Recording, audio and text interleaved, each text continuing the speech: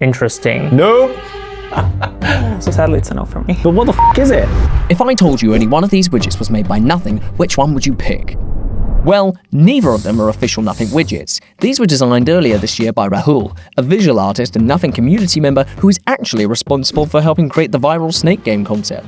Rahul decided to create 10 widget concepts over 10 days, and today, our software team are taking a look at them. Let's go.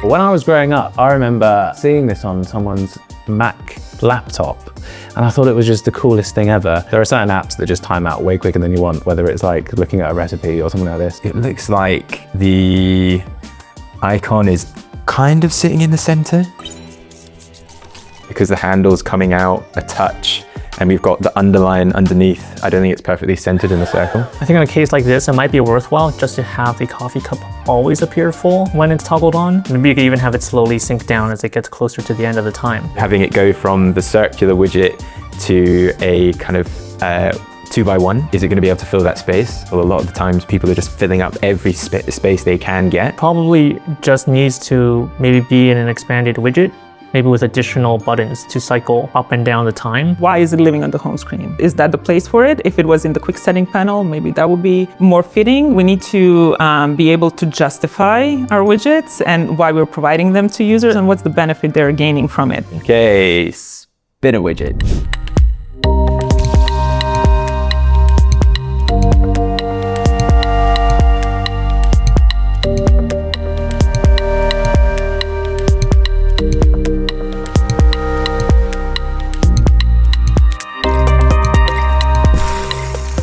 Stop.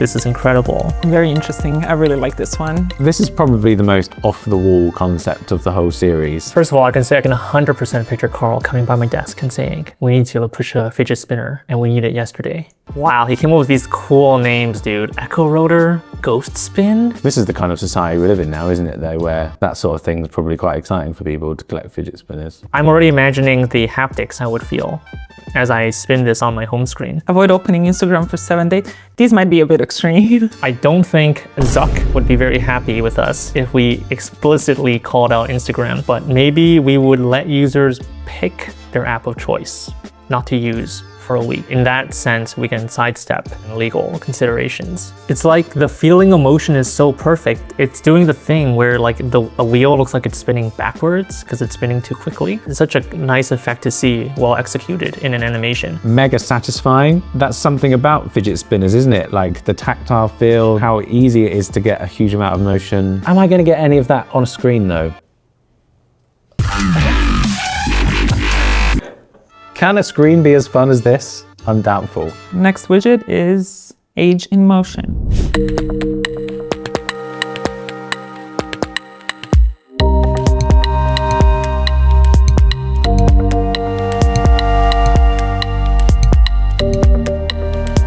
Yeah, interesting. To be honest, I think the last thing I want to see is me aging. It doesn't motivate you? Oh no, it does quite the opposite.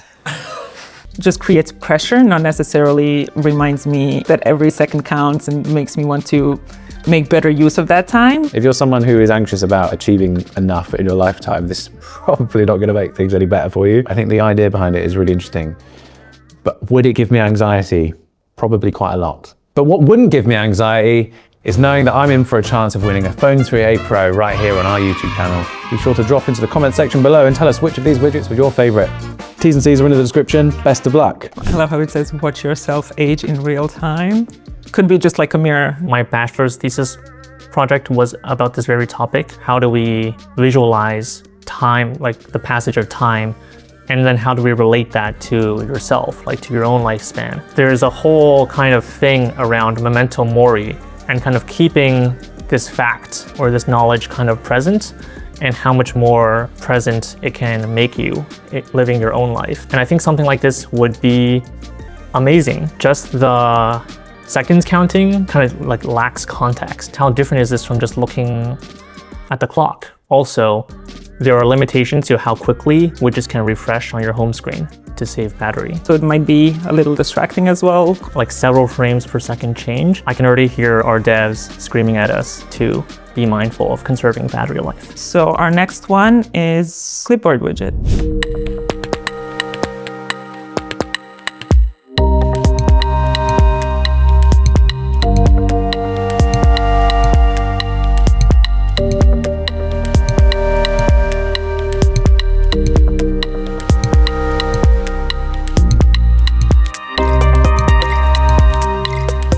Epic.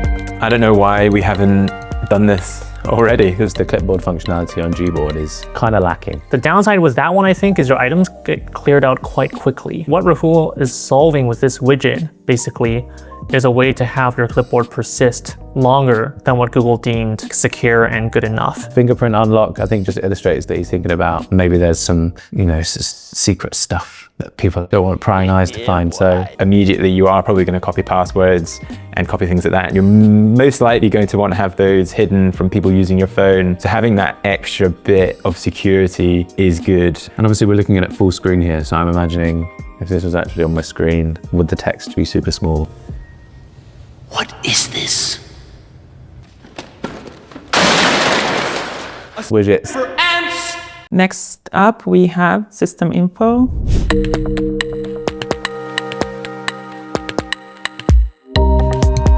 Okay, so of all of the widgets, when this one cropped up, I knew that knowing our audience, this would be smash hit popular. For all the sweaty nerds who like to stare at numbers and graphs, this is for them. I would use this all the time. It feels like I'm unlocking my phone and I'm getting a dashboard seeing what's going on. Lots of people use battery health apps. Lots of people are interested to know whether they're getting the best possible frame rates in their games. And I think a lot of the solutions for this on the Play Store, they look kind of ass, low-key, high-key actually. There is a bit of an inconsistency when it comes to the way things are labeled. We have health and cycles, which are labels. This is probably Roboto. But then we have battery and dots. When you're just glancing at it and picking up information, you want them to be consistent so your brain can kind of quickly make sense of it. And then we have quite a few different size of dots as far as I can tell from here. It would be nice if they were all built off the same grid. Right, let's do the next one, Walkie-talkie. I'm in this one.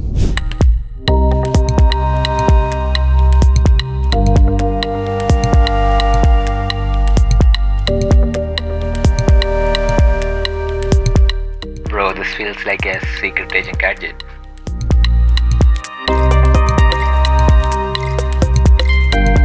Mate, don't be weird. We're only talking to each other for our home screens. No way. Did he clone Rob's voice? Delighted to be involved. I'm guessing it's going to be a web-based walkie-talkie, so it's going to be sending voice clips as though you're in WhatsApp or Telegram. So if you look in the lower left here, you'll see an LED. It'll probably be nice to have some indicator between one person being ready and both people being ready. And when both those lights turn red, you know that you can instantly communicate with them. I think that would have been nice. And the really big missed opportunity here is while you're talking, there could be a dope like grid, like dot grid waveform playing on the screen. You probably didn't have the time for that. Our next one is Sundial widget.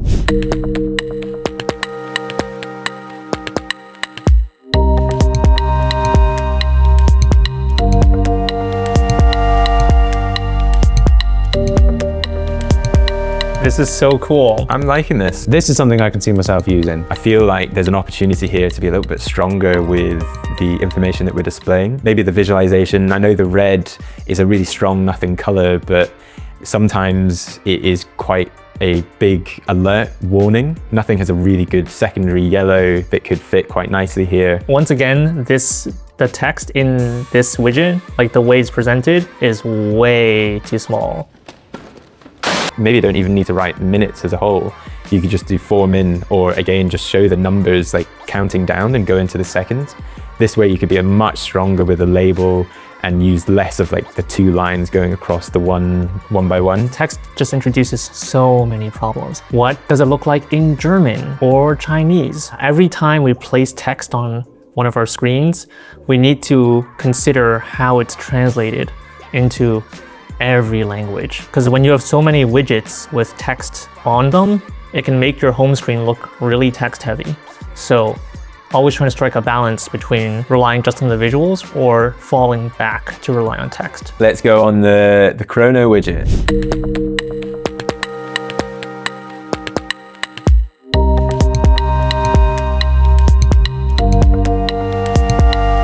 So this is day 7, he was getting tired. I got a little bit distracted, still seeing the age ticking away. So it basically has the same functionality as a stopwatch. But it does kind of look like it's not vertically centered within the circle. I always find it very buggy when I see digits kind of just like jump and then move around. And it's the same with text where you just really having to kind of move your eye. It's a bit unsettling. I love the little red dot. How do we communicate that tapping on the red dot resets the timer? Usually in a clock app, I believe the play button turns into a pause button or a stop button. There's also a reset kind of like arrow that kind of curves back onto itself to just really quickly visually symbolize reset. Like without these cues, it's not as clear. Again, the widgets aren't like a huge space for a user to tap. So you might want to consider the different types of interactions here, whether that circle is big enough for someone to tap. And with some of these widgets, again, like that's just the size of the widget. So having 2 interactions here could be quite difficult. Next up, we have world clock.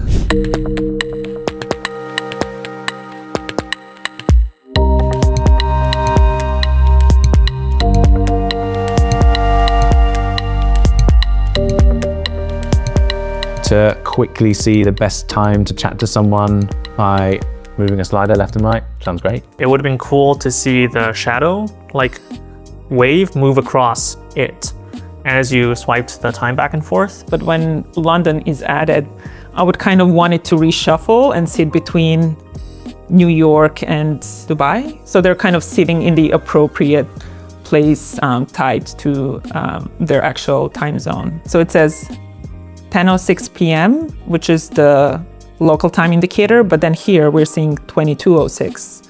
Feels like that should probably be aligned. We might just end up implementing something like that in a different way. But yeah, it's really cool. Our next one is Pomodoro widget.